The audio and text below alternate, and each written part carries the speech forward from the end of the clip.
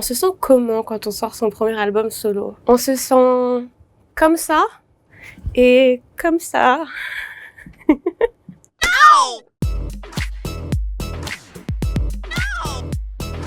Ton meilleur souvenir avec le groupe Vidéo Club? Le lancement tout simplement de notre première chanson parce que ça a explosé, on s'y attendait pas et ça nous a beaucoup rapprochés. Et étant donné qu'on était en couple, ça a été un moment très fort. Le souffle lancinant de nos corps dans le sombre animé lentement. Pourquoi as-tu décidé d'arrêter Vidéo Club? Je vous avoue qu'il n'y a pas que moi qui ai décidé d'arrêter Vidéo Club.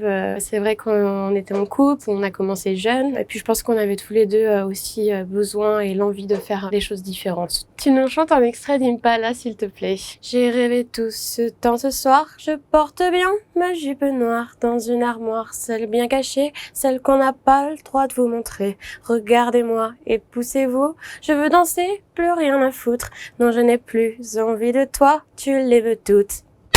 Tu nous racontes une anecdote sur Paul Mirabel. Ce qui est drôle, c'est qu'on s'était croisés une fois très rapidement, en mode bonjour, ok, c'est toi qui fais la musique, ouais, c'est toi qui fais de l'humour, là bref, on se rencontre vite fait dans un couloir. Et quelques mois plus tard, mon meilleur ami me fait un anniversaire surprise avec tous mes meilleurs potes à Paris. Et la première personne que je vois à mon anniversaire surprise, c'est Paul Mirabel. Sauf que Paul, voilà, c'était pas encore un ami, c'était juste quelqu'un que j'avais croisé dans un couloir. Et bref, 5 minutes plus tard, je tourne la tête en me disant, bah tu sais, je vais aller revoir Paul pour lui demander ce qu'il fait là. Il était plus là, il avait disparu. Donc j'ai un peu pris ma revanche dans le clip d'Impala. C'est pour ça que je le laisse tout seul.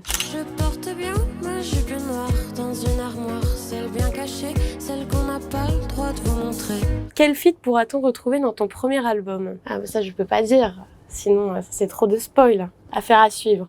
Il paraît qu'on te demande souvent des photos de tes pieds en DM. Malheureusement, oui. C'est pas parce que t'as la petite pastille certifiée. Malheureusement, c'est toutes les filles qui en demandent des photos des pieds en DM. Mais on s'habitue, hein. C'est notre quotidien. Tu nous montres ton tatou dinosaure? Ouais, mais mon papa va pas être content parce qu'il l'aime pas.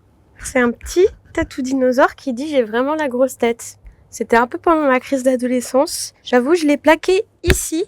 C'était peut-être pas le meilleur endroit, parce que quand t'es invité à vos défilés et que t'es toute bien habillée et qu'il y a un dinosaure qui dit j'ai vraiment la grosse tête, c'est pas le meilleur truc. Mais bon, en même temps, il est mignon, on s'y attache très vite, ouais. C'était comment ta rencontre avec le Dalai Lama? Ça a été très impressionnant, très spirituel aussi forcément, très stressant parce que juste avant de rencontrer le Dalai Lama, on m'a dit « You're the youngest person to interview the Dalai Lama of the world ». J'avais 15 ans à l'époque, mais au final ça s'est très bien passé et le Dalai Lama a énormément d'humour, ça m'a beaucoup aidé.